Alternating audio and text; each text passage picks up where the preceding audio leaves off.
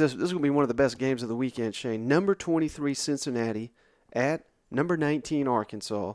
Razorbacks favored by 6.5. The over-under is 52 total points. The game kicks off at 3:30 Eastern, 2:30 Central on ESPN. Who do you like in the game?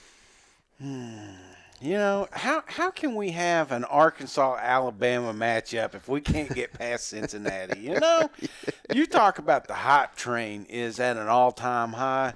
It's an all-time high with the Razorbacks, and rightfully so. You've got a Heisman potential quarterback. You've got all your coordinators back. I mean, there's the team chemistry. You've got a lot of players coming back for another year, had an opportunity to go to the next level. I mean, the story is beautiful, and you think if this is a run that you're going to make, this is the time. And you do that week one, not overlooking Cincinnati. This is a team that competed. We made jokes that they were in the top four and they shouldn't have been.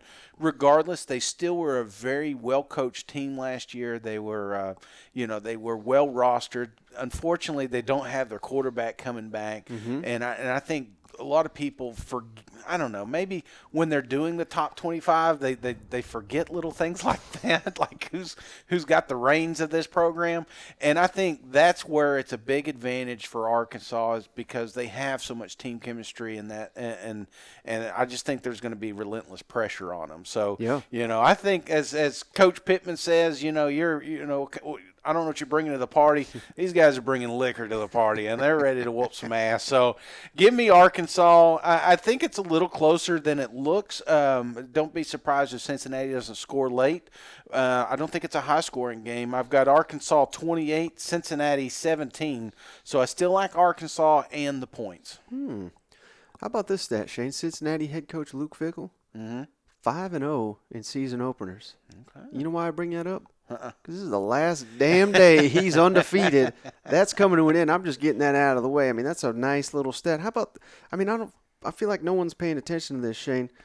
Cincinnati lost 9 NFL draft picks. Yeah. And, that means they've done a hell of a job, having talent on that roster. Right. They ain't Alabama. They ain't Georgia. Even if Alabama and Georgia lose 9 draft picks to the NFL, we're like, oh, man, they're going to take a step back.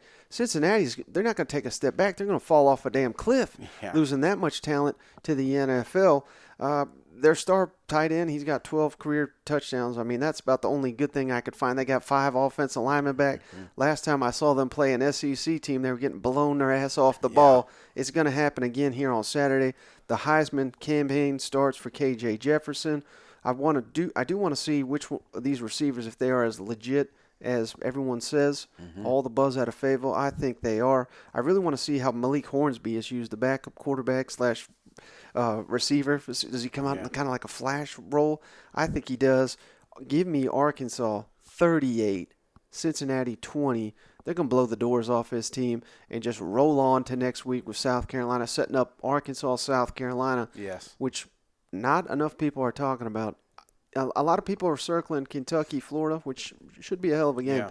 But for me, Arkansas, South Carolina, I think that's the game of the week, not only in the SEC but the country next week. Well, and I like, one thing Sam talked about is the toughest schedule in the country, and right out of the gate, they're playing grown-up football. This isn't Ball State. This isn't, Southeast Louisiana State. This is Cincinnati. This is a team that was in the playoffs last year. They got South Carolina right around the corner. You got the A&M. You got Alabama. So this is a team that has to grow up quicker than some of the other programs, and I think that's important this coming Saturday, that they not only come in prepared, but they just put away business. So you can't leave a team like Cincinnati, because it is a well-coached program, lingering around, because next thing you know, one mistake and then you're down. So I just want to see Arkansas not overlook this team. Yeah, there's no DeQuince on this video.